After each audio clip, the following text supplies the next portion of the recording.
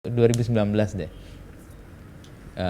Dua kubu bertengkar atau ya nggak bertengkar, atau mungkin kalau bahasanya Pak Jokowi itu ada dramanya gitu. Tapi setelah itu ternyata gabung semua. Ini salah satu yang bagian yang membuat kita agak kecewa sih ya. Tapi harus ada protagonis dan antagonis itu. Menurut saya kalau prinsip ditegakkan dan jalan politik sudah ditempuh, harusnya ya pakai itu, nggak lagi merangkul. Atau PSI punya pandangan yang lain melihat itu? Atau bagaimana cara PSI berdamai dengan situasi itu deh? Oh, that's a good question, man. Yeah.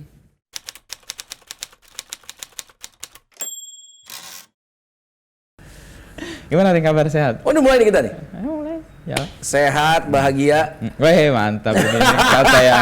Kata yang pertama jadi tujuan semua orang kan, bahagia. Lu mau ngapain aja, kalau nggak bahagia selesai lah hidup lo. Bahagia karena ini bro, ya survei PSI naik terus. Oh, oke. Terus berapa ke berapa tren terakhir? Jadi kan banyak ya, survei itu banyak banget kan.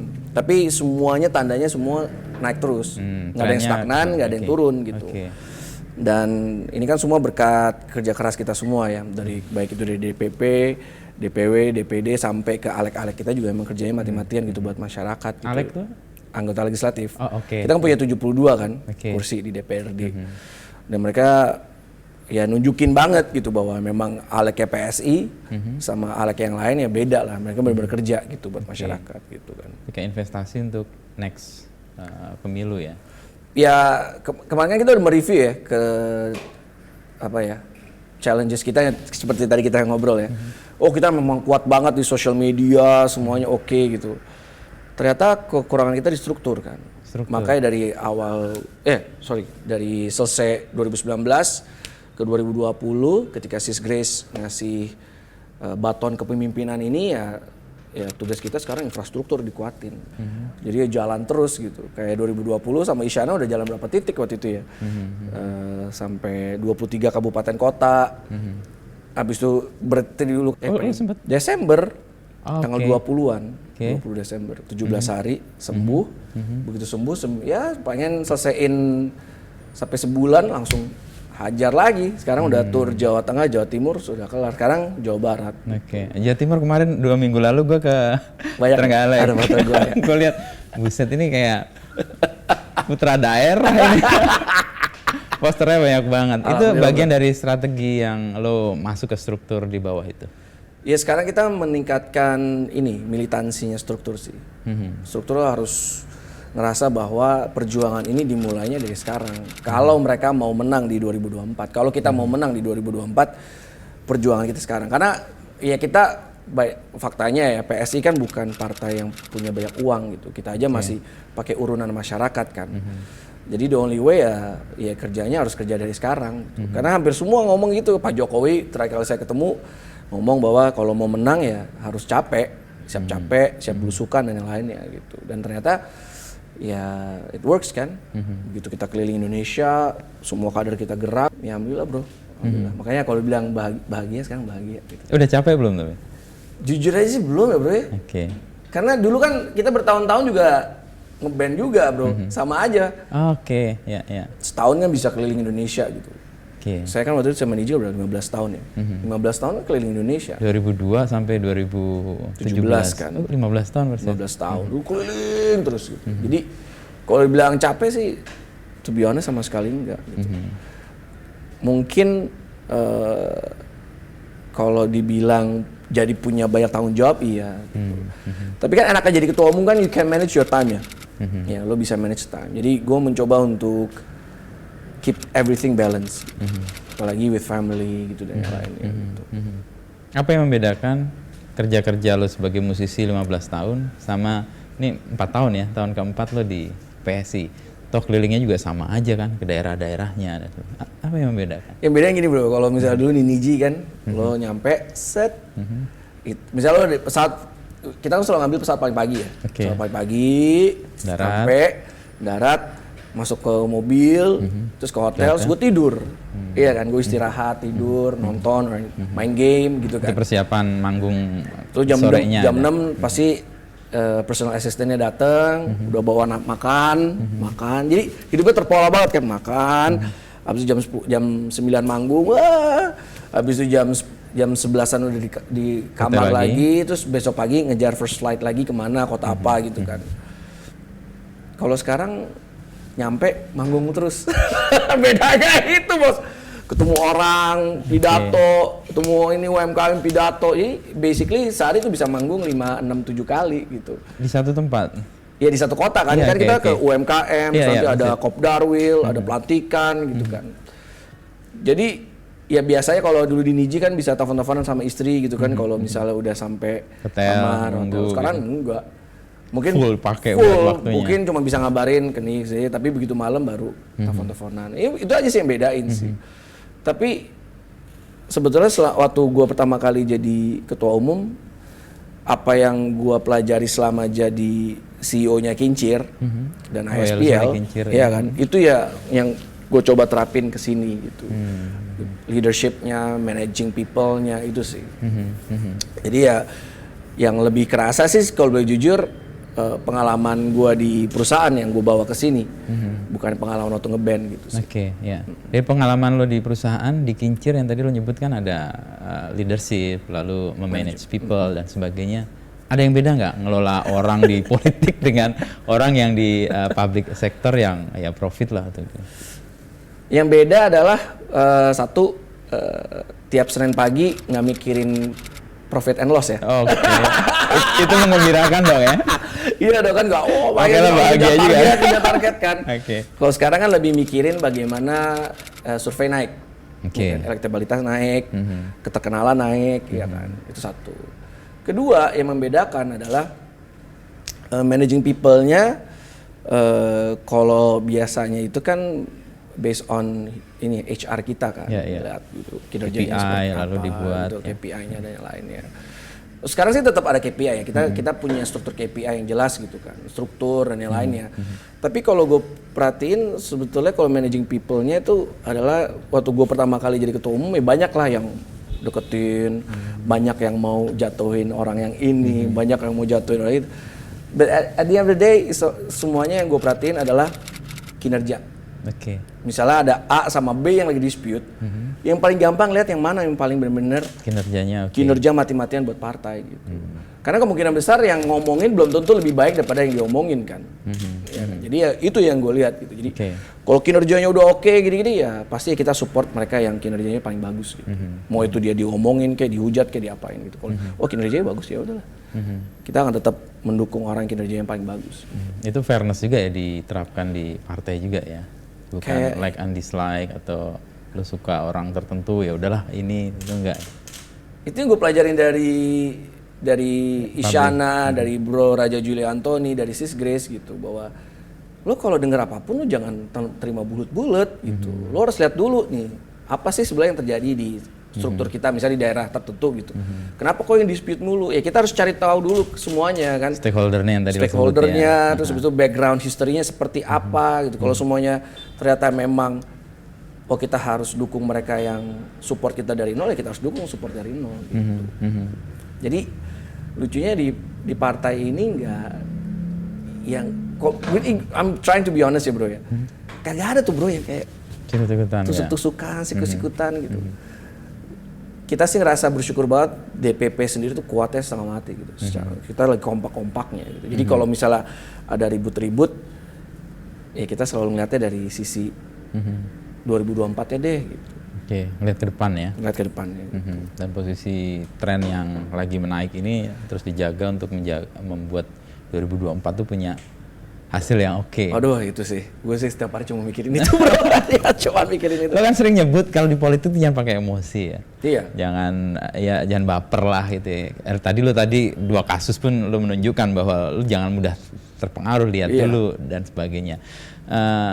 Apa yang membuat lo punya pikiran bahwa politik nggak boleh begitu?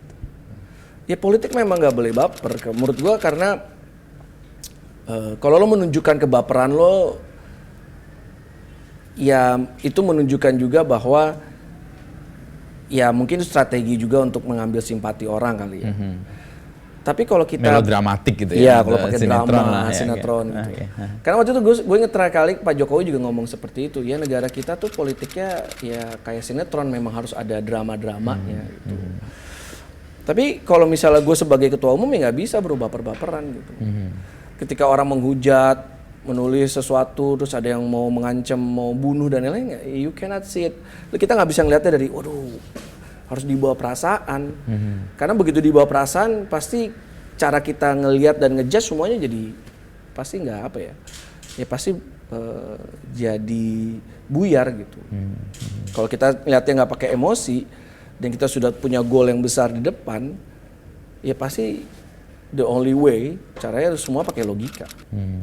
Pasti pakai logika. Kalau ngelola partai lo mendesain atau menempatkan logika atau sesuatu yang sifatnya empirik sebagai cara ya, bukan perasaan lagi. Jangan pakai perasaan, bro. Kalau misalnya kita jadi pekerja seni memang harus pakai perasaan kan. Nah ini sesuatu yang berbeda sama sekali kan. Nggak bisa, bos. Nggak bisa. Sama aja kayak running a company kalau boleh, to be honest ya. Karena kan memang PSI didirikan seperti itu kan, seperti korporasi kan.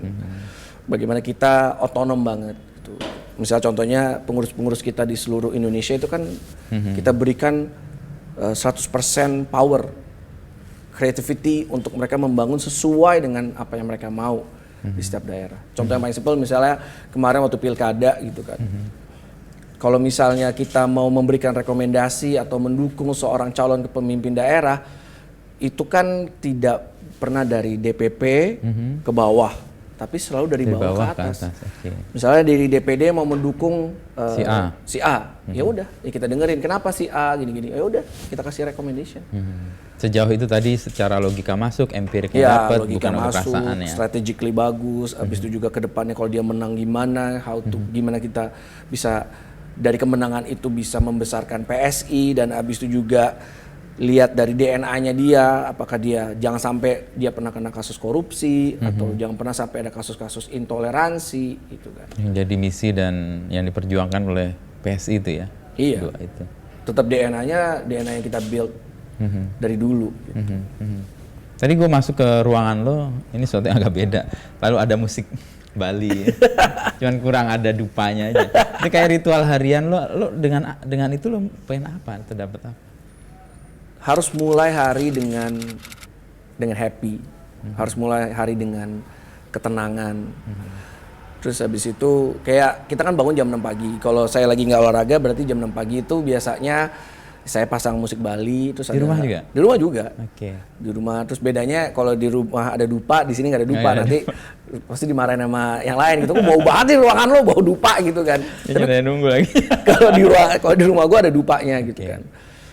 Karena bro, ya kita tahu sendiri kan kalau kita landing di Ngurah Rai itu, langsung kan baunya, musik itu kayak membawa. Wah, relax, terus lo pengennya seneng-seneng gitu. Jadi ya gue pengen experience that every day, every single day gitu. Terus usually kalau gue nggak olahraga sama istri biasanya baca buku di pagi hari. Pagi hari, karena kan semua satu suasana masih tenang ya, anak-anak masih tidur gitu kan. Jadi kita baca buku tuh bisa lah dapetin 10-15 halaman gitu. Jadi enak gitu kan. Terus habis itu ya udah mulai mandi bla bla bla bla.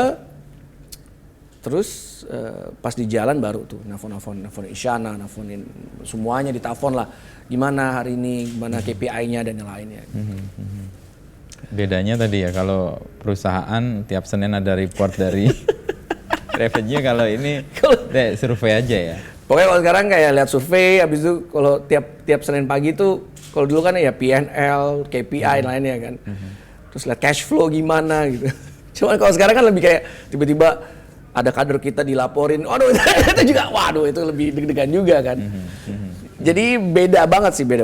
Tapi gue sih enjoy ya. Dan musik tadi membantu lo setiap hari punya ketenangan untuk mengambil langkah atau tindakan ya.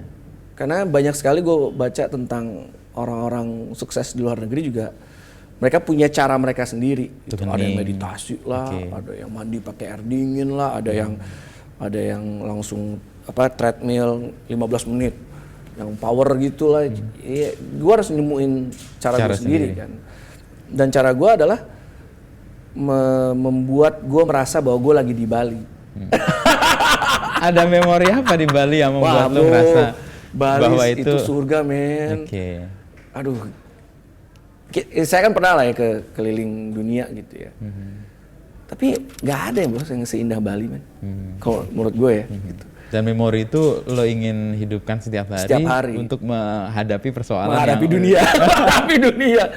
Jadi kayak baunya, makanannya, feel-nya. Makanya semua orang Bali itu beruntung menurut gua tinggal di Bali ya. Nggak ada lagi di dunia yang kayak Bali sih menurut saya. Nggak pengen ke Bali no? Aduh bro, kemarin cuma nyumbang transit doang bro. Pengen banget terakhir kali ke Bali sama Isyana. Desember. Keliling ya. Oke. Jadi keliling. Terus akhirnya break dan gua rasa juga kemarin juga keliling Jawa Timur dan Jawa Tengah juga badan oke-oke aja. Ada yang berubah nggak ketika lo sembuh dengan sebelum kena?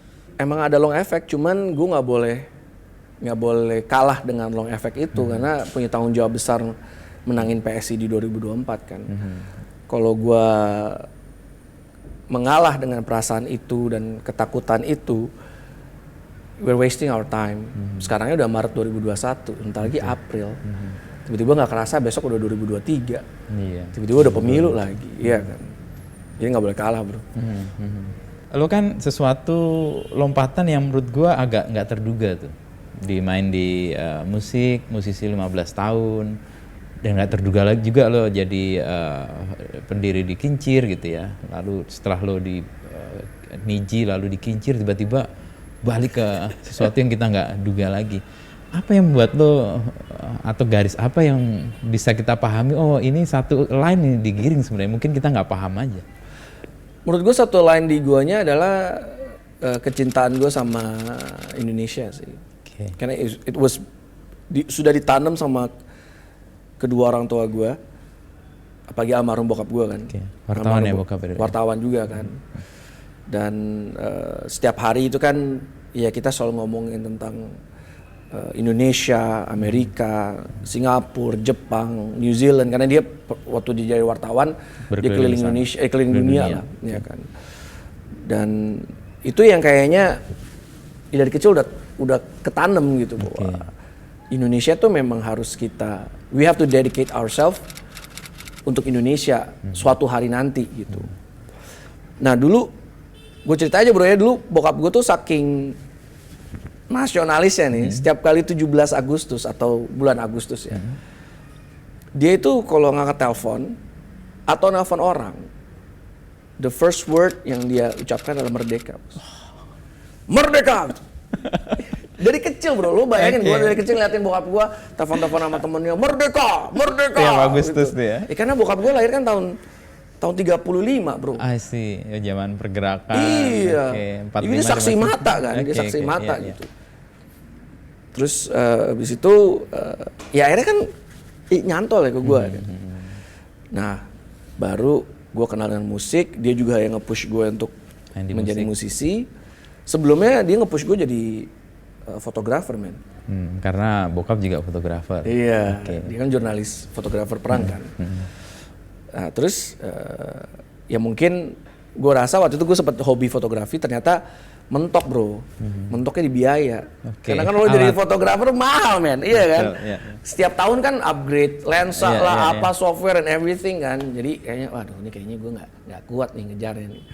Ya udah gue fokus ke musik, ambil rezeki di musik. Dan ternyata waktu gue keliling Indonesia, gue semakin cinta sama Indonesia. Apa yang digariskan bokap lo itu tertemui ketika lo jadi musisi. Jadi musisi karena dikasih kesempatan untuk menghibur, berkarya dan keliling Indonesia gitu. Keliling Indonesia juga awal-awal juga agak apatis gitu kan. Karena kok gue udah bayar pajak tiap tahun kok gini-gini aja gitu. Nah momen itu berubah ketika ada orang yang namanya Jokowi kan.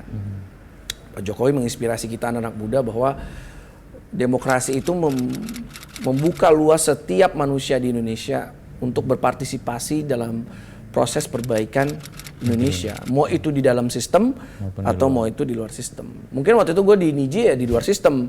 Karena kan dengan bikin lagu Laskar Pelangi dan yang lain ya kan. Tapi ternyata kalau kita mau melakukan lebih banyak lagi, ya ternyata the only way adalah masuk ke dalam sistem. Masuk ke dalam sistem kekuasaan ya harusnya direbut dari partai politik.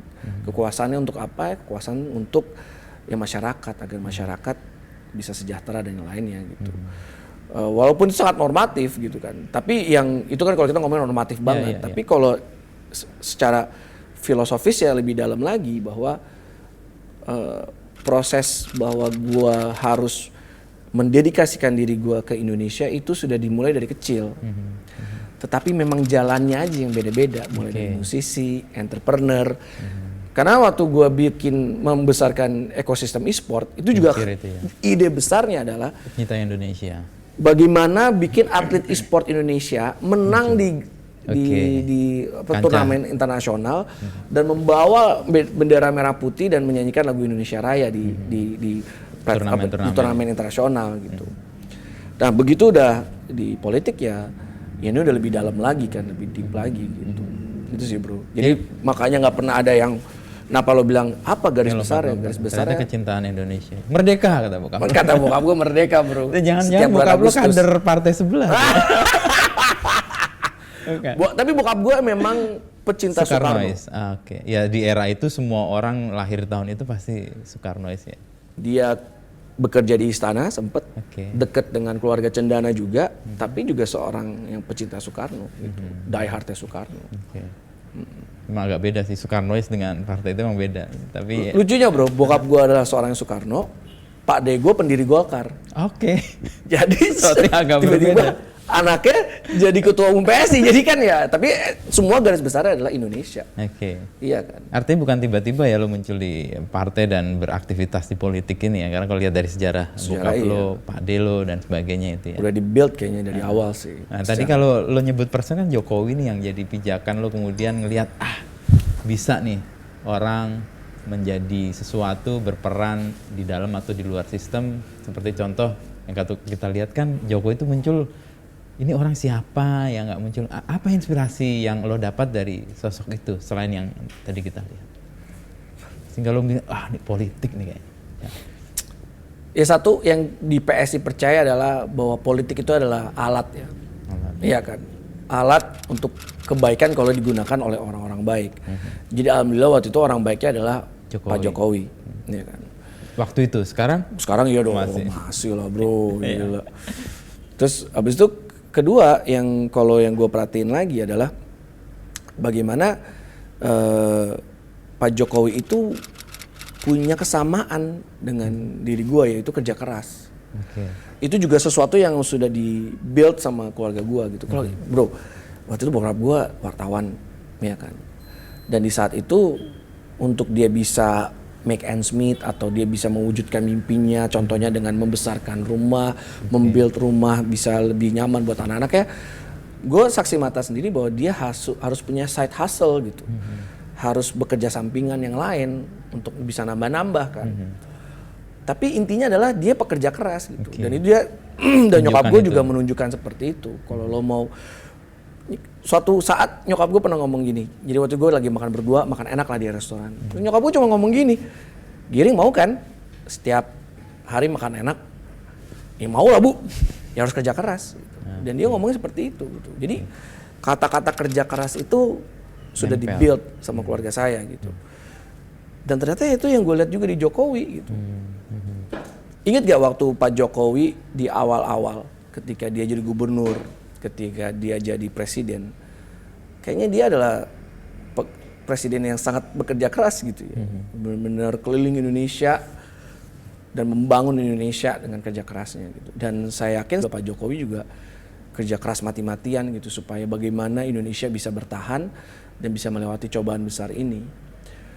The last time waktu itu kedua kali sebelum kita ketemu adalah PSI ketemu dengan Pak Jokowi adalah ketika dia baru menang.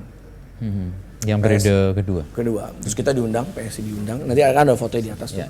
Bisa dilihat mukanya tembem, ya, terus sumringah, happy. Terus agak berat badannya agak naik dikit lah kelihatan gitu. Terus terakhir kali saya ketemu adalah ketika pengumuman saya mau jadi ketua umum. Itu kan kita minta approval juga kan dari beliau gitu. Terus beliau waduh kurus, Ya, ya. matanya Itu pas capek banget. periode saya ketemu juga di Istana Bogor, September Agustus gitu ya. Iya Agustusan ya, Aku waktu gue September ketemu Juli ketemu, kan. ya. Dan itu kan beda banget kan. Kayaknya ada beban yang Berat. gede banget, berat banget di hidupnya dia gitu sebagai seorang pemimpin. Dan itu yang membuat gue lebih sadar lagi bahwa Kerja keras. dia adalah seorang yang pekerja keras. Dan ternyata memang di Indonesia kalau ya kita kerja keras, insya Allah sih ya pasti bisa menghasilkan ya sesuatu lah. Either kalau you're businessman lo bisa sukses, kalau yang politician ya lo pasti bisa membantu lebih banyak orang lagi. Jadi inspirasi soal kerja kerasnya itu yang melekat di lo. Iya itu sih, salah satunya sih itu sih. Ada politisi lain nggak yang menjadi punya pengaruh ke lo sehingga masuk ke partai ini dengan oke, gue mau hadir di partai ini karena ada tokoh-tokoh atau sosok-sosok yang menggerakkan gue seperti A, B, C gitu. Udah. Dalam negeri atau luar negeri? Bebas. Ya kalau dalam negeri pasti Gus Dur lah pasti. Gus Dur. Jadi selama tur Jawa Tengah dan Jawa Timur kemarin kebetulan Korwil Jawa kita itu salah satu orang yang sudah di NU dari dia umur 10 tahun. Jadi udah tuh kita selama pembicaraan kita cuma ngomongin Gus Dur aja, Gus Dur dan NU. Bagaimana Gus Dur waktu jadi presiden seperti apa, habis itu juga cerita-cerita yang Nggak habis ya ceritanya. wah nggak ada habis ya bro, nggak ada habis ya gitu. Dan ya Gus Dur itu contoh negarawan sejati menurut saya ya. Mungkin waktu itu waktu saya muda saya nggak sadar itu. Waktu saya muda saya bayangin dari Soeharto ke Pak Soeharto ke Pak Habibie terus ke Gus Dur gitu kan. Ya kita kan juga kaget gitu sebagai anak muda yang nggak ngerti. Waktu saya umur berapa ya? Mungkin masih SMP kali ya. SMP. Wah ini presiden gua nih gitu kan. Tapi begitu udah berapa puluh tahun berikutnya, wah ternyata Gus Dur emang kerennya. Legasinya terasa ya. Legacy terasa banget. Yang paling penting sih itu kan. Terus itu kalau dalam negeri. Tapi kalau luar negeri ya ini bos gue ini nih. Lincoln. Apa yang membuat lo mendapat inspirasi dari Lincoln?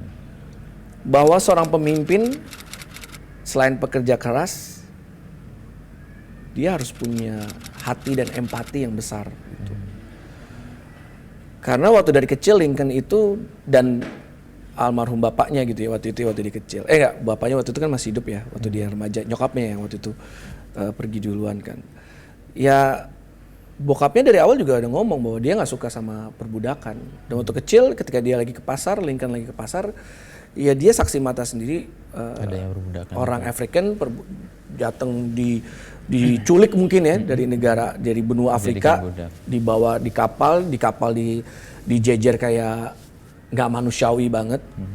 Habis itu begitu nyampe di Amerika dirantai diperdagangkan gitu kan. Mungkin dia sebagai anak kecil lihat, wah ini nggak benar gitu. Itu hasil apa? Itu hasil dari pendidikan kedua orang tuanya juga gitu.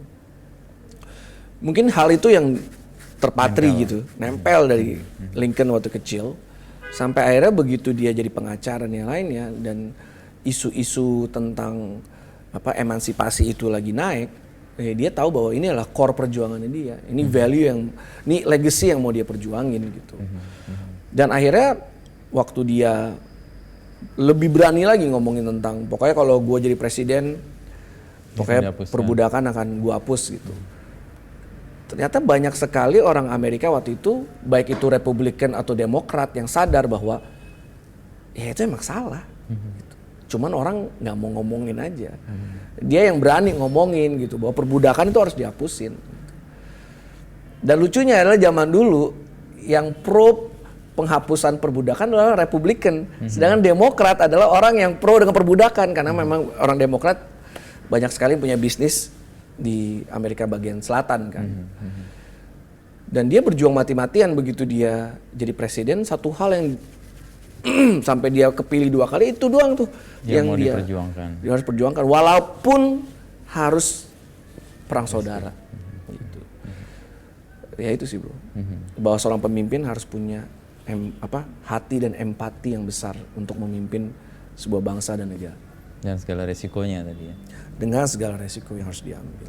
Jokowi, Gus Dur, Lincoln ya, yang beri warna buat lo berpolitik. Sebenarnya banyak lagi, Banyak, cuman ya. yang benar-benar sekarang yang gue Nempel pikirin gitu tiap ya. hari sih mereka lah. Lo ngeliat politik Indonesia gimana, Rik? Lo kan sebagai anak muda, kita di era kan yang apolitik sebenarnya, tapi lo tiba-tiba masuk ke politik dan lo ngeliat politik Indonesia emang layak dibenci nggak sama anak muda?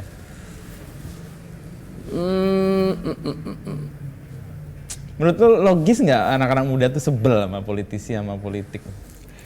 Ya karena apa yang dipertontonkan di media sekarang, ya membuat pasti ya orang atau anak muda jadi kayak apatis kan. Mereka nggak mungkin mereka nontonin ya cuplikan-cuplikan di Instagram atau di YouTube atau yang lainnya. Itu yang membuat mereka kayak apaan sih, ini ribet banget sih gitu kan. Padahal mereka nggak sadar gitu bahwa orang-orang yang mereka tonton dan mereka jadi apatis adalah orang-orang yang akan mempengaruhi hidup mereka sampai puluhan tahun ke depan gitu. Jadi itu sih yang PSI terus coba omongin. Kalau kita memang anak muda harus punya perannya masing-masing. Ada yang jadi wartawan, ada yang jadi vlogger, ada yang jadi makeup artist, ada yang jadi chef dan yang lainnya. Itulah yang membuat kita keren sebagai anak muda Indonesia gitu. Tapi mereka juga harus sadar gitu bahwa kalau memang ada juga orang-orang yang harus nunjukin, anak-anak muda nunjukin masuk ke politik untuk nunjukin ya gue nggak akan jadi orang-orang yang dipertontonkan itu gitu. We can do better than them, ya kan. Ya itu yang mau PSI coba gitu, bahwa kita mau menjadi contoh gitu karena anak muda. Kalau memang lo pengen politisi nggak sebusuk itu, ya bukan ngomong lo nggak emang sayang lah men, itu lo bro. Okay. Maksud gue adalah bisa gitu, seorang anak-anak muda tuh bisa masuk ke politik dan nunjukin bahwa it is the right thing to do seperti ini gitu. Tapi kan di politik Indonesia itu minor atau peran-peran yang kecil ya, sementara yang dominan kan kalau kita lihat sesuatu yang membuat gue ngelihat anak-anak muda logis sih dia agak sebel gitu ya, karena emang mayoritas yang dihadapi kayak gitu. Capek nggak dalam posisi lo mendorong orang yang sudah punya anggapan yang sebenarnya logis berpolitik itu busuk atau jelek gitu ya, atau menyebalkan lah lebih netralnya ya, untuk mendorong kita bisa melakukan ini dengan cara yang baik loh, dan membawa politik tadi itu bisa mempengaruhi banyak hal. Capek apa enggak? Ya enggak lah bro. Enggak, luar biasa lah. Karena gue selalu percaya dengan energi bahwa kalau gue selalu cerita ya, kalau gue lagi manggung di atas panggung itu energinya Luar biasa. kalau kita memberikan energi positif, they will give back thousands of energy. more of positive energies. Sama seperti waktu gue lagi manggung sama Om Iwan Fals, itu juga kayak, waduh itu kalau di atas panggung Om Iwan tuh ngasih energinya gila-gilaan, dan OI-nya ngasih energi yang jauh lebih luar biasa. Jadi kalau kita sekarang lagi keliling Indonesia, ketemu dengan anak muda, kalau kita nunjukin energi positif, gue yakin pasti mereka akan pasti mikir, oh iya, ternyata masuk politik itu adalah salah satu hal yang penting. Bersuara itu juga penting, datang ke TPS itu penting, contohnya seperti itu. Bayar pajak itu juga penting, habis itu juga berperan itu juga penting. Kemarin saya pernah mendengar sebuah seminar lah yang diisi oleh banyak partai politik. Ada salah satu tokohnya ngomong bahwa ya anak muda jadi relawan aja. Masa anak muda jadi relawan aja? Ya nggak bisa kayak gitu dong. Anak muda malah jadi relawan adalah bagian pengenalan. Saya juga dulu relawannya Jokowi kan. Untuk awal kenal politik ya. gitu. Okay. Tapi ternyata berperan dan masuk ke dalam sistem dan menjadi bagian dari proses perbaikan itu adalah perannya anak muda untuk masa depan Indonesia. Menurut saya. Kalau di energi musik lo di kan giving back-nya itu kan instan ya. Kalau politik gimana? Instan nggak? Atau lo nunggu 5 tahun lagi tuh baru kelihatan bahwa apa yang gue sebarkan atau apa yang gue beri itu baru kemudian balik dan kadang-kadang kan nggak sesuai dengan harapan kita juga. Instan dan berbeda, bro. Instan dan berbeda. Kalau di musik itu kan kita itu, misalnya gue lagi minta di lagu apa gitu, minta ayo lompat, semua lompat, ya, ayo tepuk tangan, semua tepuk tangan, ya kan? Dan energinya ada gitu. Kita bisa rasa kalau lagi nyanyi lagu galau, semua pasti galau, ya kan? Lagi energik, semua energik gitu, instan. Kalau di politik, instannya adalah bagaimana alek-alek kita itu bekerja, alek dan kader itu bekerja melayani masyarakat. Contohnya kemarin ada 3 perempuan yang masuk ke sebuah lembaga penyaluran tenaga kerja, tetapi ditaruh di tempat yang nggak memadai di Surabaya waktu itu. Ditaruh di bedeng dan nggak dikasih makan, cuma makannya sabun.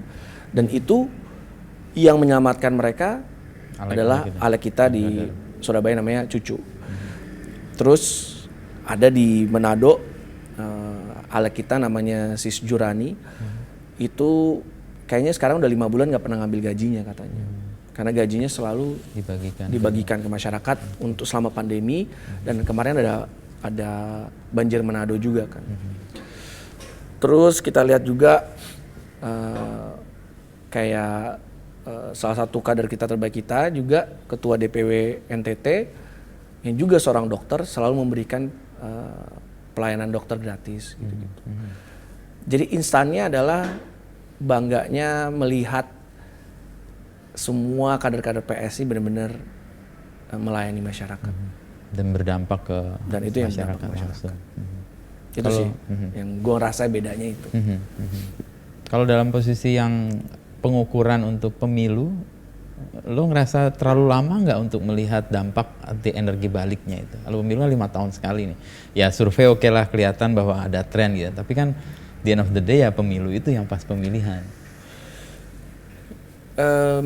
Kalau gue ngeliatnya gini bro, ya pemilu is our big KPI ya, bahwa kita harus menang masuk, dan kali ini harus ada anak-anak muda yang masuk ke DPR nasional, DPR RI ya kan, dan menambah lebih banyak kursi lagi di seluruh daerah.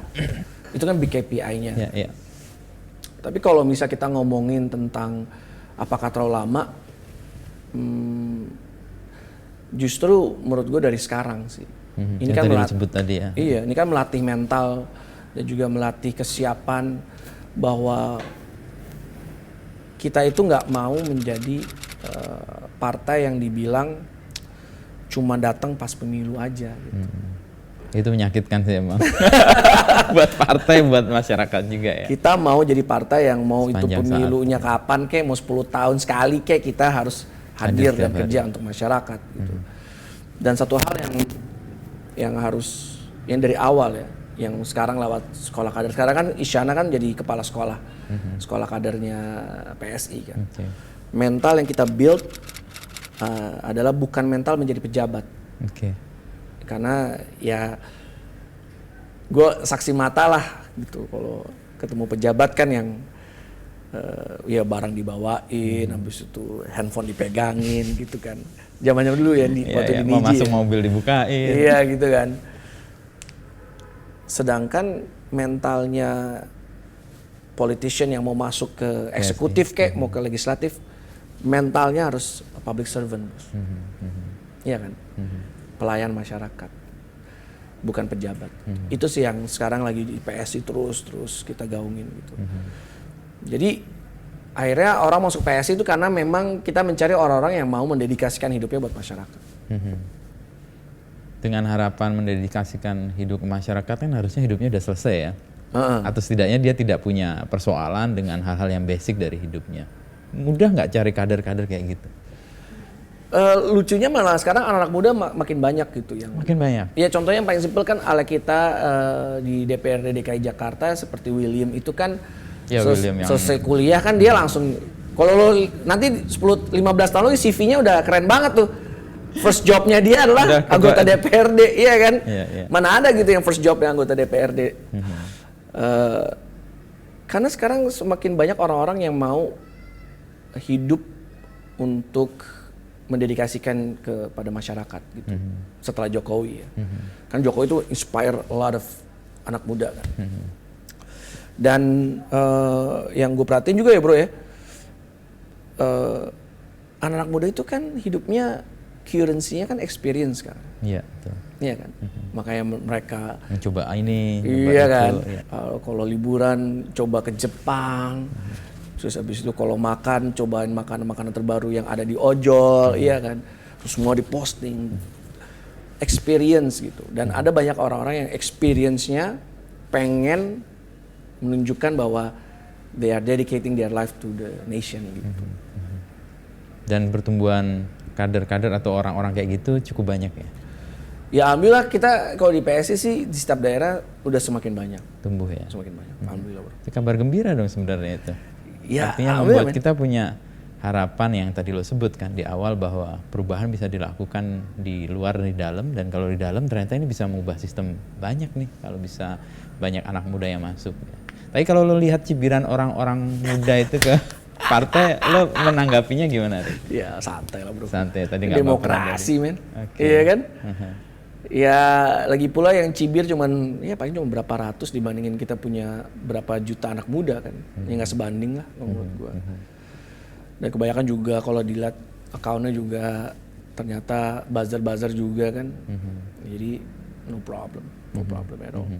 Jadi lu menganggap apa yang ada di media sosial dan di media yang lain gitu ya sebagai apa, cerminan atau hanya ya sudahlah itu bagian dari demokrasi aja? Gue lebih perhatiin kalau lagi di daerah, ketemu di ya kalau bisa ketemu ke langsung ke masyarakat tuh lebih terasa sih bro. Lebih terasa. Kalau di social media people can ya jempolnya bisa nulis apapun, tapi gue yakin orang yang nulis apapun kalau ketemu gue pas-pasan juga nggak bakal mungkin mengucapkan ulang apa yang sudah dia tuliskan gitu, karena kita negara yang ketimurannya masih kental ya bro. Kesungkanannya besar Iya. gitu. Beda deh kayak kemarin waktu pemilu Trump versus Biden kan orang dengan gamblang bisa nunjukin bahwa dia adalah pro Trump gitu kan. Dan berlaku segilanya gitu. Sedangkan kalau kita kan nggak gitu bro. Iya nggak? Kayak split gitu ya. Jadi gue yakin kalau ketemu orang yang pernah mencibir gue juga dia pasti akan either dia walk away Atau ya diem aja, nggak bisa. atau diem aja, apa enggak minta foto bro.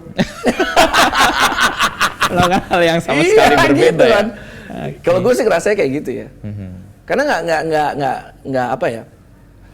Pernah beberapa gua foto gitu kan. Oh iya Mas Giring maaf ya. Kemarin saya gitu, udah santai. Gitu apa-apa, ya. nggak apa-apa, santai. Oke. Kesadaran bahwa lo merawat grassroots atau datang ke wilayah-wilayah itu muncul atas pembelajaran sebelumnya atau? Iya. Apa yang lo dapat pelajari? Kenapa harus langsung ke lokasi dan bertemu dengan masyarakat? Yang gue pelajari itu sebetulnya karena waktu gue nyalon di Dapil Bandung dan Cimahi itu kan. Oh iya, Bandung Cimahi itu tokoh besar semua ya di situ lawannya. Iya. Sorry, ada Farhan, Nurul Arifin, Nurul Niko. Arifin. Oke. Gue waktu itu 90.000 ya, 90.000 suara kan. Oke. Dan ternyata memang dari pagi sampai malam belusukan, makan bareng warga, dan yang paling penting adalah personal touch. Oke. It's very important for kita datang mendengarkan, Dengan hati mencoba tadi mencari itu ya. solusi dengan empati. Terus personal touch itu yang akan Bertahan. ya bertahan. Berdasarkan pengalaman itu saya mencoba untuk melakukan personal touch ke seluruh Indonesia. Dengan posisi sebagai ketua Iya. PLT ini. I think it's very important gitu. Misal kita punya uang, terus kita setiap kali ada apapun kita ngeluarin bansos dan lain-lain, tapi kita nggak pernah datengin orangnya enggak. Beda ya? Beda banget. Sedangkan kita cuma punya keringat, kita nggak punya apapun buat kita kasih, tapi kita datang hadir, ngobrol, foto bareng mereka, itu pasti dampaknya lebih luar biasa sih. Dibanding lo punya sesuatu kasih dan lo nggak datang gitu. Lo nggak datang, iya. Oke. Di posisi itu merawat itu berapa lama lo punya endurance untuk bisa? Karena kan banyak banget di daerah yang lo harus datang. Ada pilihan-pilihan tertentu nggak? Misalnya PSI menargetkan wilayah A, B, C sebagai strategik ke depan gitu. Ada. Kalau gue sih cuma lihat dari kesiapan dari pengurus. Oke. Jadi kalau pengurusnya sudah siap, Lo bisa datang. ya gue datang. Karena kan kita tuh punya ini ya, list ya. Karena harus ketemu UMKM, harus ngobrol sama UMKM, harus datang ke tempat pariwisata lokal, ketemu influencer lokal, ketemu media lokal, ketemu tokoh masyarakat, ketemu pemuka agama lokal. Itu kan banyak listnya kan. Dan itu harus mereka jalanin. Kalau mereka udah siap ya baru kita berangkat gitu. Kalau pengurus kita daerah nggak siap, ya kita nggak datengin. Gitu. Oke. List itu dibuat dengan, kalau tadi perusahaan lu kan mentransform apa yang terjadi di Kincir di sini juga. List itu dibuat dengan hitungan pasti kan. Lo harus ketemu UMKM itu harus yang lo capai, ketemu tokoh agama lokal pasti ada yang dicapai, ketemu dengan tokoh masyarakat lain juga ada sesuatu yang lo capai juga. Ada checklistnya tuh berarti? Iya ada checklist ya. Jadi ya basically paling pertama harus dengan niatan silaturahmi lah yang paling penting ya. Yang kedua adalah kan kita kalau ke UMKM ya, kita ngelihat bisnis mereka seperti apa, challenge-nya mereka tuh apa. Basically banyak UMKM di Indonesia tuh produknya bagus-bagus, tapi pasti selalu challenge-nya di masalah pemasaran, marketing, habis itu distribusinya, dan bagaimana mereka bisa mengembangkan usaha yang tadinya misalnya cuman menghasilkan seminggu 4 kilo, bagaimana mereka bisa scale up. Challenge-nya selalu itu kalau UMKM. Kedua kalau tempat pariwisata adalah kalau kita lihat adalah tempat pariwisata itu punya potensi apa untuk daerahnya. Kedua infrastrukturnya seperti apa nih untuk bisa datang ke tempat itu. Dan kalau udah sampai sana ada tempat mandinya apa enggak atau restorannya gimana, iya kan. Itu kan itu juga harus kita suarain. Kalau ketemu influencer lokal basically ya kita pengen denger dari mereka kan. Karena kan industri kreatif, content making itu juga salah satu industri yang akan besar juga di depan gitu. Dan mereka pasti tahu tuh, lu makan di sini, lu tempatnya di sini gitu. Mereka tahu semua, mereka kan paling gaul di situ. Kalau pemuka agama lokal ya karena ya tahu sendiri bahwa PSI kan adalah partai yang sangat-sangat anti intoleransi, mendukung dengan toleransi keagamaan dan lainnya gitu. Jadi semua udah memang sudah ada ininya checklistnya ya, meskipun niat awalnya adalah silaturahmi tadi itu ya, untuk mendekatkan relasi ya. Dalam hal tertentu untuk menyerap aspirasi juga ya, dan kemudian disuarakan entah lo di DPP atau teman-teman alek-alek di daerah-daerah yang lain juga. Ya kalau kita datang ke daerah yang ada aleknya ya saya bawa aleknya. Tuh dengerin. Pak kalau apa-apa kontak dia. Kalau ada apa-apa nggak ada ini kontak saya biar saya yang jewer gitu kan. Gitu. Tapi kalau nggak ada biasanya ya kita coba bantu semaksimal kita aja gitu. Ya dengan apa ya dengan jaringan kekuatan kita. Contohnya kemarin ada salah satu pengusaha kayu jati. Di Jawa Timur? Di salah satu di Jawa Timur, dia bingung, gue distribusi gimana. Salah satu kader terbaik kita memang bisnisnya jualan furniture. Jadi kita konekin, alhamdulillah udah laku gitu kan. I think salah satu kekuatan kita juga network lah. Berpartai itu, berorganisasi dan berpartai itu menguatkan network itu bisa saling bantu sih, ujung-ujungnya sih.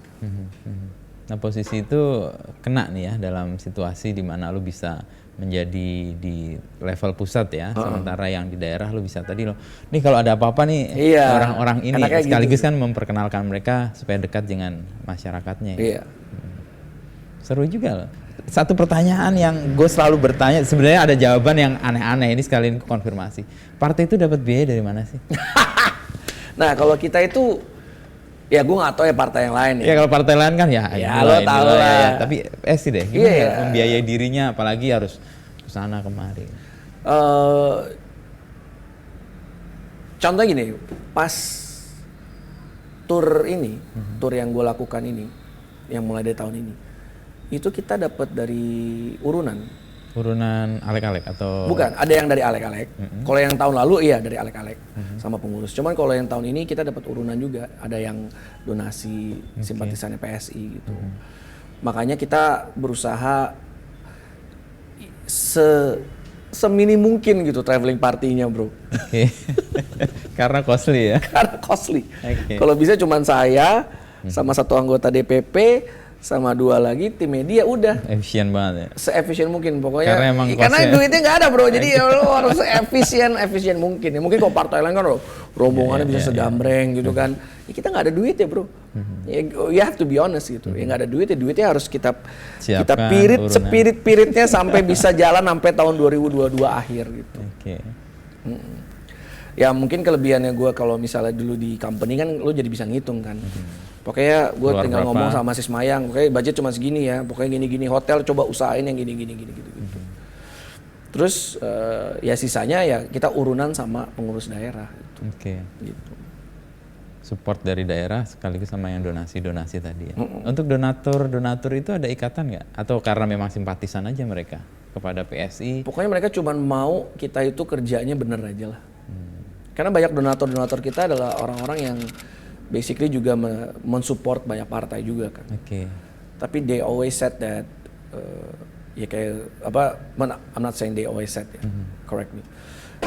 Cuman yang pikiran mereka adalah banyak sekali yang mereka udah support, tapi kok nggak ada terlalu banyak perbaikan dan lainnya. Gitu. Makanya begitu kemarin mereka melihat kinerja PSI sih mereka happy banget dan mau apalagi dibutuhin apa. Tapi ingat loh bro, donasinya tuh nggak hanya buat bentuknya dalam uang gitu. Ada yang billboard, ada yang makanan. Tapi malah lebih semampu dan seada mereka ya. Ya kita sih happy banget bro, happy banget bahwa mereka tetap percaya sama kita, apalagi melihat kinerja alek-alek kita di seluruh Indonesia ya. Kelihatan ada perubahannya ya. Perbaikannya. Ada yang diperjuangkan gitu. That's a good question sih bro, masalah modal politik, ya. Karena ya bro kan tahu sendiri bahwa PSI kan nggak motong gaji semua anggota legislatif kita kan. Yeah. Terus kemarin waktu pilkada kita juga nggak ngambil uang mahar gitu. Ya tapi memang akhirnya kita di DPP ya itu ya gue juga pusing juga tanya Isyana nih gimana kita nyari duitnya gimana nih gitu ya makanya tapi gue senangnya ya teman-teman di DPP semua kompak gitu kan. Akhirnya kita berpikir oh kita coba bisa nggak do this do that dengan kos dengan yang kreatif kecil. Dengan kos ini terus habis itu bisa menambah banyak sumbangan lagi gitu. Karena kan di partai kan nggak boleh berbisnis kan, iya kan, jadi ada bentuknya sumbangan. Dengan kondisi kayak gitu, nih compare kayak pertanyaan awal gue tadi nih, privilege yang lo dapat sebagai musisi dengan sebagai ketua umum mana lebih oke kalau ke daerah-daerah? Kalau lihat ini kan lo mempirit-pirit tadi, para musisi kan lo, ya udahlah lo star lo apa aja fasilitas yang lo mau ada, pasti beda. Atau gimana? Lo mengalaminya gimana? Ya kalau lo ngomongin privilege ya kalau jadi anak band kan ya privilege-nya banyak bro ya. Iya kan. Mimpi semua anak muda dulu waktu itu jadi dulu anak kan band. Dulu kan apa? Mimpi hampir semua anak muda untuk jadi anak band ini. Kayak ngomongin tentang kalau naik pesawat pasti kasih business class, iya kan. Gitu deh lainnya gitu. Yang bintang 5. Kalau sekarang mah gitu mah. Tapi bagi gue ini perjuangan bro. Dan lo happy dengan itu ya? Ya happy karena ada tujuan kan. Tujuan besarnya adalah melihat lebih banyak lagi anak muda dan juga orang-orang baik masuk ke dalam parlemen dan melakukan perbaikan, itu kan the main goalnya. Jadi happy-nya di situ bro. Gitu sih. Meskipun nggak langsung instan lo dapet ya. Apa gak instan. Tapi karena tujuannya jelas dan lo ngerasa itu butuh tadi ya kerja keras yang panjang, ya lo fight di situ ya. Kayaknya dari dulu memang saya itu gue itu ditakdirkan untuk build sesuatu gitu. Contohnya di Niji kan kita dulu mulai dari underdog dulu kan. Iya kan. Band underdog 2002 lalu baru muncul gede kan 2004 lah, 2005 kan. Selalu dibanding-bandingin lah sama band-band yang udah ngetop. Band luar kan. Iya. Kalau band luar mah rezeki bos dibanding band luar mah aman gitu kan. Kalau band dalam ya. Band dalam tuh. Gue inget banget dulu main di stasiun TV di awal-awal dikasih ada band yang udah ngetop dikasih ruangannya gede. Kita kasih ruangan kecil banget gitu. Tapi fighting power kita tuh gue malah semakin berkobar gitu bahwa ketika lo dianggap underdog. Dianggap underdog. Nah, waktu gedein e-sport juga seperti itu kan. E-sport apaan sih gitu. Oh tapi kan kita malah semakin semangat. Sekarang alhamdulillah e-sport bisa berjalan dengan luar biasa gitu. Dan sekarang masuk ke PSI sama lagi nih ya kan. Persis. Tapi gue tahu, nanti manis kok. One day it will be very sweet. Jadi ya kita nikmatin aja bro. Apa yang lo membuat lo yakin bahwa one day itu akan terjadi sesuatu yang indah gitu? Ya karena gue ada orang yang suka sejarah ya bro ya. Karena semua faktanya adalah semua yang dalam posisi PSI sekarang, baik itu berbentuk perusahaan, baik itu adalah perseorangan, selalu hasilnya pasti manis bro. Gitu. Ya satu, kerja keras tuh nggak bohong deh bos, pasti ada hasilnya. Kedua, orang-orang yang punya visi besar, goal besar, empati besar, leadership besar juga pasti akan one day they're going to shine juga gitu. Nah, jadi kalau menurut gua ya ini nikmatin aja. Selain karena lo yakin, selain juga bukti sejarah menunjukkan itu ya. Iya. Bahwa kerja-kerja yang tadi orang yang punya kegigihan dan sebagainya, one day dia akan One day bro, mendapatkan. itu yakin, itu udah hukum alamnya seperti itu. Soal underdog tadi gue ingat ada satu kutipan yang menarik sih. Berbahagialah kalian yang disepelekan karena pada suatu saat kalian punya kesempatan untuk mengejutkan juga. Dan ini PSI kan dalam kancah politik kan kayak dianggap apa sih gitu. Malah happy kita bos gitu. Happy karena satu, gue selalu tahu bahwa meraih itu lebih sulit daripada mempertahankan. Kalau gue sekarang dalam posisi misalnya kita ngomongin Sis Grace dulu build. Dia build sebuah legacy. Terus gue sekarang lagi mencoba untuk build my legacy juga bersama PSI, tapi juga sekarang lagi berjuang untuk meraih sesuatu, kemenangan di 2024 dan seterusnya. Gue yakin nanti ketua umum setelah gue yang pasti akan lebih pusing, karena mempertahankan itu akan lebih sulit daripada meraih. Gitu. Iya benar. Dalam posisi itu ada janjian dengan Grace. Grace kan pasti kuliah paling 2 tahun ya kelar ya. Dia setelah selesai akan take over ini atau ada sesuatu yang? That's a good question. Kan 2024 kan masih 3 tahun. Sementara selesai kuliah kan kalau cepet setahun setengah udah kelar itu. To be honest sih bro, kita belum sampai ke titik itu sih. Cuman memang Sis Grace sudah mempercayakan 1000% ke saya gitu untuk jadi ketua umum kan.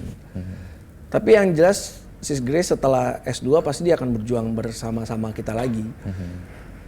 Dan pasti dia dengan ilmunya sekarang dari Lee Kuan Yew pasti dia mau banget dong masuk ke dalam sistem. Dan saya yakin dia pasti akan nyalek sih nanti. Gitu. Antara nyalek, eksekutif, we never know, tapi pasti dia akan berjuang bareng lagi. Ini karena kan pijakan atau ingatan orang pada PSI kan selain ya anak muda, lalu tokoh yang Grace sebagai satu pemimpinnya, sekarang kan giring nih masuk di fase berikutnya itu ya. Dan ya masing-masing punya peran untuk memberi warna sih. Dan mudah-mudahan kedepannya punya dampak yang lebih gede sih, karena ya tadi gue sendiri agak cemas ya dengan anak-anak muda yang apatis ya. Sementara mereka sebenarnya punya niat yang baik untuk terjun melakukan sesuatu. Cuman kalau ke politik tuh kayak ada enggak deh, gue terjun ke bidang yang lain aja deh. Tapi gue memberi dampak juga kok ke politik, enggak deh. Nah itu kan challenge yang gede banget sih sebenarnya untuk partai-partai politik. Ya banyak sih bro, kayak gak usah anak muda.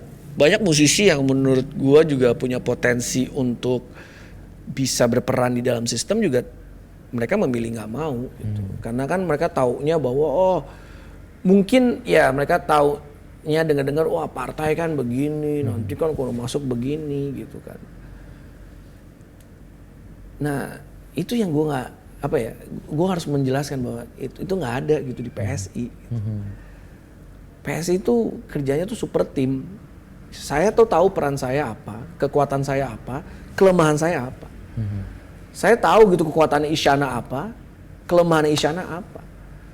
Jadi akhirnya Isyana bisa mengisi kelemahan saya juga bisa mengisi kelemahan Isyana, dan semuanya seperti itu.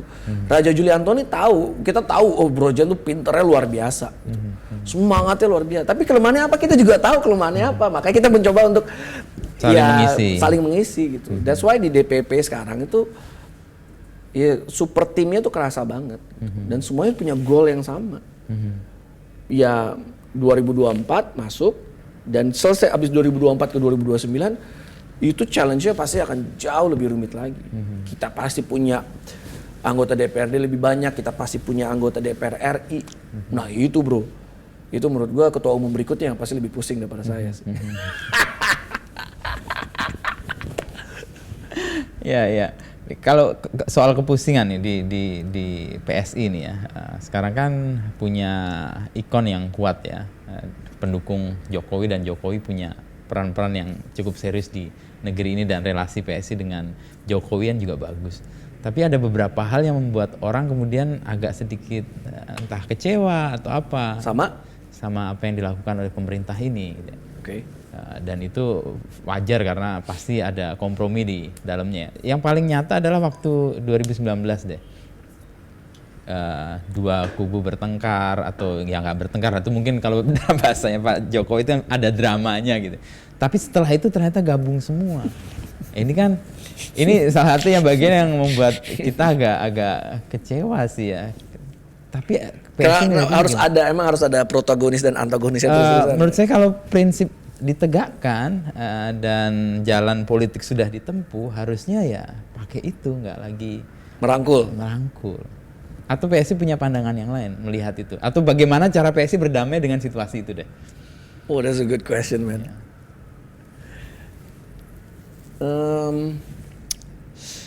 Kalau saya pribadi yang lihat ya bahwa Jokowi itu sekarang sudah dalam tahap dia itu sudah bukan hanya pemimpin negara ini, tapi udah pasti negarawan nomor 1 di Indonesia gitu. Dan dia tahu bahwa dia tidak bisa menjalankan ini semua sendirian gitu. Dia juga pasti sudah belajar lah dari term dia yang pertama nih, ada apa sih, kenapa kemarin gonjang anjing terus gitu. Mungkin dari salah satu, ternyata ini. Dan untuk agar term kedua dia lebih smooth dan dia bisa mewariskan semua yang harus dia warisin, karena he has nothing to lose, ya dia pasti harus merangkul sih. Dan saya tahu bahwa mungkin kalau kita sih nggak terlalu kecewa ya, tapi mungkin yang sebelah sana mungkin kecewa banget kali. Yang dulu ngedukung Pak Prabowo dan Pak Sandi mati-matian, pasti yang lebih kecewa di sisi mereka. Tapi kalau kita lihat kalau kita lihat kayak kacamata PSI yang tadi itu ya, bahwa memang negarawan saya seperti itu gitu. Dia harus ngerangkul semua orang, apalagi untuk mewujudkan kebaikan bersama gitu. Mungkin kalau lo menanya yang kecewa ya lo harus tanya yang sebelah sana bro. Kita sih baik-baik aja. Yang kecewa. Lalu peran yang dulu dimunculkan ketika masih berseberangan dan kelihatan sangat keras, terus kemudian ada di dalam, akhirnya gimana? Kan dulu 2019 itu sangat keras ya. PSI kelihatan paling lantang lah kalau untuk bersuara untuk kelompok seberang gitu ya. Tapi setelah mereka bergabung, pasti ada perubahan mentality juga, atau tadi yang lo sebut bahwa nggak perlu baperan atau nggak perlu naruh emosi di politik? Nggak perlu baperan bro, kalau menurut gue ya. Karena contohnya ya kayak ketika Mas Sandiaga Uno sekarang menjadi Kemenparekraf juga, saya lihat bahwa ya kayaknya dia benar-benar bekerja mati-matian gitu. Kelihatan sih, iya kan? Dia kemana-mana. Ya that's good thing kan, berarti kan ya balik lagi kita melihat dari kinerjanya juga gitu. Kalau baperan mau dia kerjanya bener, mau kita salah-salahin itu juga salah kan, nggak boleh kayak gitu dong. Ya, kalau kita ngelihat bahwa Pak Prabowo dan Pak Sandi benar-benar kerja keras buat negara ini, ya kita harus acungin jempol juga gitu. Iya. Kalau saya sih ngeliatnya seperti itu sih, kalau saya pribadi. Iya. Itu juga mungkin tips nih buat anak-anak muda ke depan nih, kalau mau memilih atau mempertimbangkan pilihan politiknya, orang harus ngelihat kinerjanya juga ya, bukan karena lo suka dia sebagai person dan emosi lo lekatkan di situ.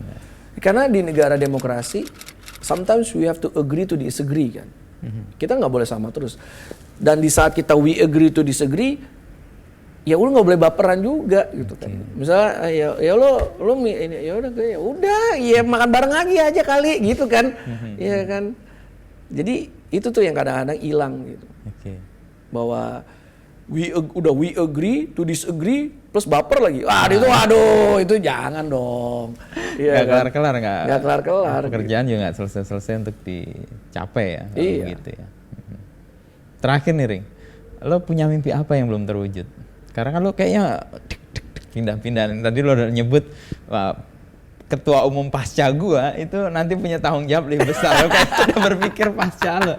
Nah gue tanya aja, lo ada mimpi apa yang belum? Kalau lihat dari kita ngomongin yang ini dulu ya, 2024 pasti PSI-nya menang, abis itu teman-teman semua masuk ke parlemen gitu kan. Suara yang signifikan gitu. Itu kan yang dari tadi kita udah ngomongin the whole interview ya. Kok gue spesifik yang personal nih kali ya. Yang lebih enak kita ngomongin personal ya. Apa ya? Ini mau yang romantis apa yang mau yang apa nih, yang politis banget apa gimana? Terserah mana yang menurut lo paling muncul gitu.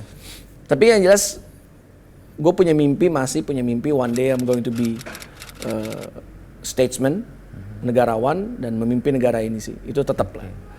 Itu salah satu mimpi besar saya pribadi gitu. Bahwa saya punya mimpi besar negara ini harusnya kemana, itu salah satu mimpi besar saya gitu sebagai presiden. Terus yang kedua, saya mau hidup sampai 80 tahunan lebih lah. Terus spend more time with my wife. Terus keliling Indonesia, keliling dunia. Dan sekarang aja saya sama istri saya lagi belajarin kenapa orang Okinawa tuh hidupnya lebih panjang.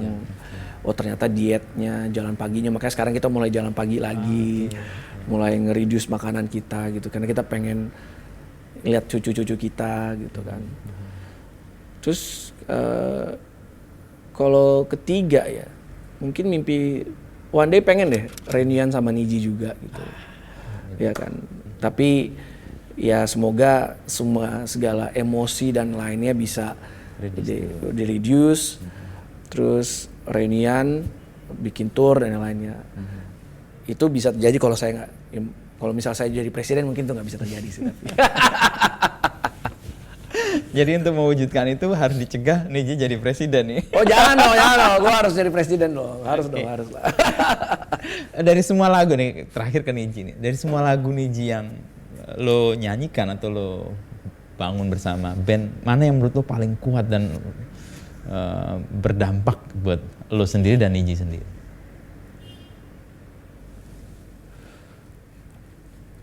Yang mungkin semua ada levelingnya ya. Persis, ya. Yang bikin kita diterima label itu adalah 2 lagu, yaitu Child sama Heaven. Ya. Yang bikin kita ngetop di seluruh Indonesia itu Hapus Aku. Yang bikin kita masuk ke jajaran band top itu Laskar Pelangi.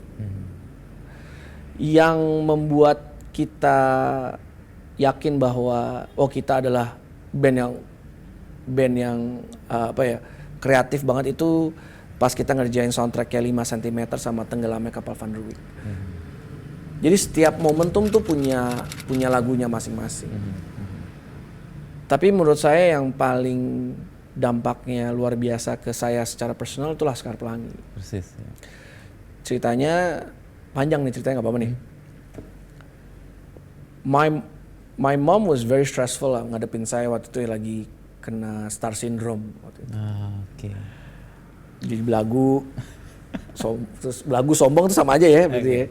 Terus abis itu tapi yang paling dia nggak tahan tuh dia ngeliat saya nggak happy. Meskipun jadi star, tapi kok nggak happy gitu. Kok nggak happy gitu. Dan gue rasa itu juga gitu, karena gue marah-marah mulu lah, berantem mulu gitu kan. Itu era tahun berapa? 2006-2007 lah ya. Oke. Ya star syndrome lah bro. Ya. I think gitu ya. it happens lah ke semua public figure lah. Terus she was very upset dan dia posisinya waktu itu lagi baca buku Laskar Pelangi.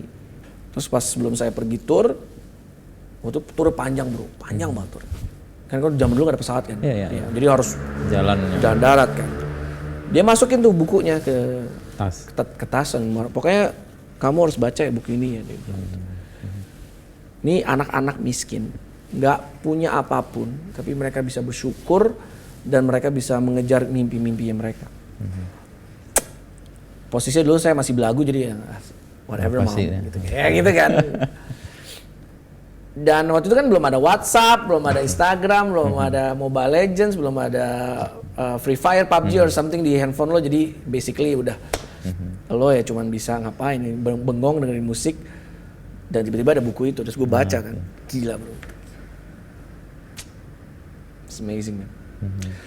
Selesai baca itu, gue baca lagi yang Sampai Mimpi. Itu waktu sampai ke page terakhir, gue sampai nangis bro, baca itu. Dan waktu itu gue inget banget, kita lagi selesai manggung di Bali. Terus kita harus terbang lagi ke kota berikutnya. Terus gue ngomong dengan berapi-api. Ini buku ke teman-teman gue. 5 o'clock in the morning. Mereka masih ngantuk semua. Ini buku, kalau dijadiin film, kita yang harus soundtracknya. Terus dia ngomong, whatever man. Ya selalu orang, selalu. Dan kayak doa itu diijabah sama Tuhan dan alam semesta. Either the next day or the next couple of days setelah gue ngomong itu, tiba-tiba gue ada telepon dari random. Pas gue angkat ternyata Mira Lesmana. Si produser ya. Mbak Mira ngapain? Gue lagi di Belitung nih. Ngapain lo di Belitung gitu? Lagi bikin Laskar Pelangi. Wah, gue baca itu mbak bukunya mbak gitu kan. Mau nggak bikin soundtracknya? Ya mau banget lah. Gue langsung nelpon Buacin tanpa ngomong dulu ke teman-teman gue. Musika ya Buacin. Buacin, saya gini. Pokoknya saya mau kerjain ini. Oke. Dan gue kalau baca buku itu kan orangnya visual banget ya. Jadi udah tahu nih. Pokoknya bayangin Belitung kering, habis itu gue mau inget momentum ini loh. Inget film Gladiator nggak? Iya ingat. Ingat gak awalnya dia jalan di Barley gitu, terus dia gini tangannya kan. Itu momen itu yang gue inget gitu. Image di kepala lo ketika baca itu. Terus kita jamming di Surabaya, karena waktu itu we're in the middle of the tour, kita jamming di Surabaya. Dan jeng itu Ariel dengan kunci gitarnya A sama D. Dan kata-kata pertama yang keluar itu bro, ya mimpi adalah kunci untuk kita menaklukkan dunia gitu. Karena kalau kita summarize dari Laskar Pelangi sama Sang Pemimpi, itu kuncinya it's about dream kan. Ya lo mimpi, lo kerja keras, lo meraih sesuatu. Ya lo harus meraih sesuatu gitu. Terus habis itu Rama pakai mandolin dan yang lainnya, akhirnya jadilah tuh lagu. But waktu kita bikin di Surabaya itu kita nggak langsung dapet ref ya bro. Dia ada jeda lama tuh. Kita coba ref pertama nggak oke, ref kedua nggak oke. Terus gue inget banget di Makassar men. Di Makassar, terus gue sambil baca-baca lagi, gue ulang-ulang itu, and then I remember that moment ketika mereka lagi lomba tarian, terus mereka gatel-gatel, inget gak? Karena mereka pakai baju, terus bajunya ada getahnya, terus mereka gatel-gatel. Terus gue bilang, menarilah dan terus tertawa, walau dunia tak seindah surga. Ya udah, gue langsung panggil Ariel, gue dapet nih liriknya. Terus dia cari gitarnya, dapat bro refnya, and then the whole song is complete. So terus lagu itu merubah hidup kita lah intinya ya, kita naik level lagi.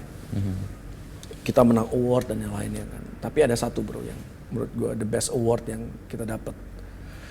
Jadi waktu itu base campnya Niji itu kan terbuka for public, ya kan. Dan semua orang boleh datang. Terus tiba-tiba datanglah 3 generasi perempuan, nenek, ibu dan cucu. Ya. Mereka datang karena mereka mau minta tanda tangan, anaknya minta tanda tangan, foto. Terus tiba-tiba neneknya ngomong gitu, Mas Giring, saya mau ngomong sesuatu nih, boleh ya? Oh boleh dong nek. Gitu. Mas Giring makasih ya sudah membuat dan menyanyikan lagu Laskar Pelangi. Wah, my pleasure nek. Terima kasih. Soal lagu itu menguatkan saya, dia bilang. Saya itu baru saja kehilangan payudara saya karena kanker. Tapi setiap hari saya nggak pernah bersedih. Saya malah selalu bersyukur setiap kali dengar lagu Laskar Pelangi. Itu the best award yang pernah gue dapetin. bagaimana sebuah lagu yang diciptakan bisa impactful ke orang lain. Itu sih Bu ceritanya. Wah, merinding gue cerita. I still remember that moment every second. Detailnya ya. Iya. Mimpi Iya, itu, adalah kunci. Itu men, jadi kata-kata pertama itu tuh. Jadi begitu mimpi adalah kunci, akhirnya ya lagu itu kan kayak makhluk hidup ya. Kalau lu ketemu kepalanya, pasti dia akan mencari bentuknya sendiri. Gitu. Ya kita tinggal terbuka aja untuk membuka dengan ide, rasa dan yang lainnya. Gitu. Nah kalau di kolek ke PSI, mimpi yang menjadi kunci untuk PSI 2024 itu jaya atau punya impact yang lebih gede apa? Impact yang lebih besar sih. Kita sih sekarang lagi build the system ya sama Isyana juga bareng bagaimana seluruh kader kita itu kita kasih knowledge, bahkan kita persiapkan mereka untuk nanti kalau dari hari pertama mereka bekerja mereka udah tahu mereka harus ngapain. Kadang-kadang banyak sekali kalau gue perhatiin ya anggota legislatif itu masuk nggak ngerti kan. Nggak ngerti advokasi pasal, nggak mengerti advokasi kebijakan, tidak mengerti bagaimana membaca anggaran. Jadi kita punya nih waktu 3 tahun untuk mempersiapkan kader-kader kita agar begitu mereka dilantik, mereka udah tahu tugas mereka apa dan juga mereka harus ngapain. Gitu sih. Sementara respon orang-orang di luar ya tadi ya, menarilah dan terus tertawa gitu ya. Walau dunia. Ya menari mah nggak apa-apa asal jangan ceng-cengin terus lah. Tapi ceng-cengan itu kan bagian dari yang tadi kan. Berbahagialah kalian yang disepelekan ketika pada suatu saat kalian punya kesempatan untuk justru mengejutkan. Yep. Ya gue menunggu momen PSI mengejutkan sih. Bahkan nanti 2024 we do this interview again, oke? Oke, terus we recap. Kita recap ke belakang ya. Ya harapan gua ke hampir semua orang yang berniat baik. Karena nggak mudah juga sih mewujudkan itu. Di jalan kita ketemu kekecewaan, ketemu orang yang kita anggap baik ternyata buruk atau yang kita persepsikan bersama kita ternyata tidak bersama kita. Ya kita pernah lah. Iya, itu pengalaman pasti banyak kan. Tapi nggak bisa di-share di sini. Nanti di atas aja share. Thank you ya Ring ya. Seru ini ngobrolnya. Terima kasih. Senang gitu sih.